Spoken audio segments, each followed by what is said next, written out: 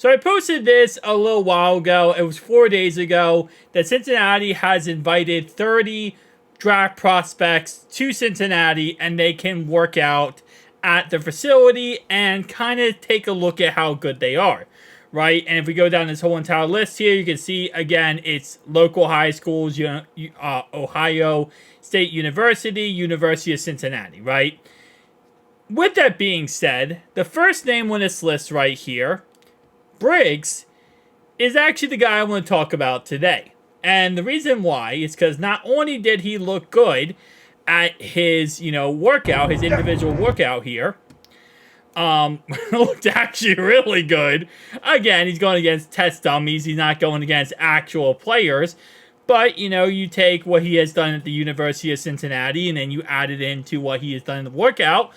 And he's a pretty good-looking, prospect. But here's the thing. Mike Brown, that's right, our owner, wanted to meet with him personally. As he said, for once, I'm a loss for words, Briggs said.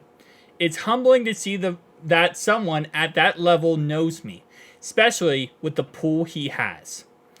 And you don't know anything about the situation. Bengals president Mike Brown made it a point to visit with the married father of 3 at the end of the workout. Yes, Briggs is a married father. I'm sorry. He is a father of 3 and he is married.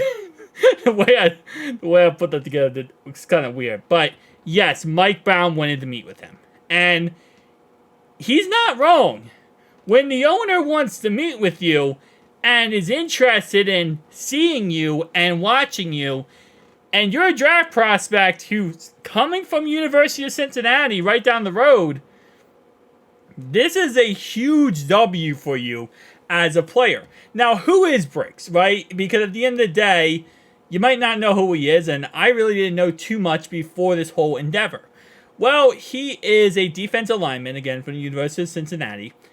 He is the 219th ranked consensus player. So he is, in sense, a end of a 6th round, early 7th round pick. So this isn't like a top, 5 prospect or a top 10 prospect or, a second, third. No. This guy is a day 3, end of day 3 prospect that, maybe he works out, maybe he doesn't.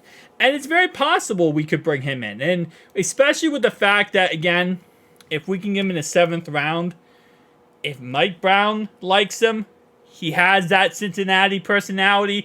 He has that Cincinnati bond. Because he went to the University of Cincinnati. He knows what it's like to be in who, not knows what it's like, but he is a good fit for Houday Nation. Bring him. Draft him. If you're going to use a 7th round draft pick on him, okay. See what he can do. We need defensive linemen. We need guys that can get the job done. And if this guy can do it, or at least to a certain degree, what do we have to lose taking him in the 7th round? Like, again, if he was like a 3rd or 4th round pick, I wouldn't be as amped to say, oh yeah, go get him, go get him. But if he's a 7th round pick, why not? Just pick him up. And it's very possible he goes undrafted. So, again, there is a good chance, I'll say it like this, that either he is on our team or he is undrafted and signed to our team. Because, again, if Mike Brown likes you, I know Mike Brown doesn't have any power anymore. It is Duke Tobin, Katie Blackburn, and Zach Taylor. But if the owner meets with you, you got something going correct, okay? That means that it's more than just your play. It's you as a person. It's how you fit the organization. He's going to get some good looks. He's 6'2", 297 pounds. So, bigger guy. 8% of mock drafts have us taking him, which, again, is not surprising because if he's a good fit for us, and especially if his character is good enough, which I've always say, and I'll say this a million times, if your character is not correct, if you're not a good team player working together, working toward one goal, you're not right for us. That's just not how we work. Not anyone can be a Bengal. But those who do become Bengals usually can soar because we have that type of culture. But not everyone can be a Bengal. thinking of some players off the top of my head, but I don't want to piss off some fan bases out there. Hey man, we tried with James Harrison. We tried to fix James Harrison, but he got tainted by the Ratbirds at first because they cut him off practice squad, and then the Squealers. He got tainted, and he went back to the Squealers afterwards. We tried. Can only do so much. Anyway, so I'm gonna be taking him here in the first. Yeah, no, he's gonna be a 7th round pick, and again, I think that's going to work out pretty well for us. Again, if he is good, awesome. If he's not, you want me to 53-man roster. But we're probably at least going to give him a chance. So, let's see how this mock draft falls. So, this is going to be interesting. Amarius Mims, out of all the options available right here, right? Amarius Mims is the only tackle that you actually are going to get and who's actually a tackle. Graham Barton is pretty much an offensive guard. He is a tackle, but he's a lot of experts saying he's going to be a guard in the NFL. Yeah, his best possession is likely at center. So he's going to be a guard or a center in the end. I know it says tackle, but he's not really going to be a tackle. So this is going to be an interesting draft here. So with how this draft has fallen, all the tackles are going pretty much. And you do still have Johnny Newton and Byron Murphy, right? If you go... See, I would still take one of these two guys. I can't find myself going Amarius Mims over Johnny Newton or Byron Murphy the second. I just can't see myself doing it. I'm going Newton, man. I'm going Newton, especially after losing DJ Reader. I got to go Newton there. 2nd round here... I'm going to go Roman Wilson out of Michigan. 3rd round, give me Blake Fisher. 4th round, give me McCormick. Jared Wiley. 6'7", 260. I'm taking the prospect. I'm taking that prospect all day, every day. Yeah, give me Cedric Gray here. Get another linebacker on the roster. Don't really love that pick. He's actually going up draft boards. Interesting. I think we should bring in competition for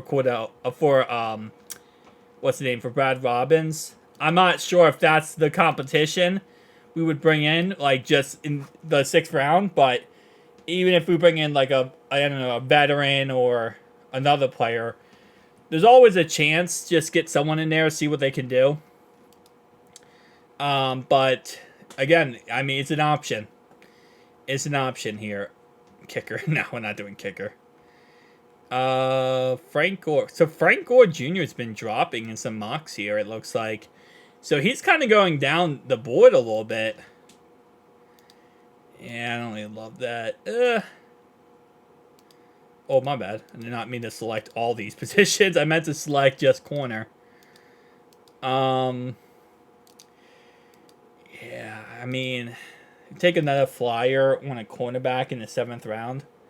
It's not the worst situation possible to take a flyer in the 7th round on a corner. I think we'll probably take a corner earlier, though. I say we probably take a corner day 1 or day 2, day 2 or day 3. Yeah, so I said I should have drafted Byron Murphy. It's so close between these two. Johnny Newton really comes down to his weight. It comes down to, can he perform in the top level with his weight and his weight problems. Byron Murphy is overall, I feel like, the best option, but I feel like Johnny Newton just has so much upside. So it's hard for me not to go with him. But yeah, we went in this draft, a wide receiver, 2nd round, defensive lineman, tackle, guard. Again, like I said, I'm not against the idea of taking a wide receiver in the 2nd round.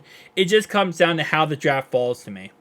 Tight end, I took 1 tight end in this draft, a linebacker, halfback, 2 tight ends, sorry, corner, and a tackle. So 2 tackles, a guard, a halfback, 2 tight ends. Yeah, not too upset with this draft. Guys, tell me down below your thoughts and opinions. I'll see you guys in the next one. Peace.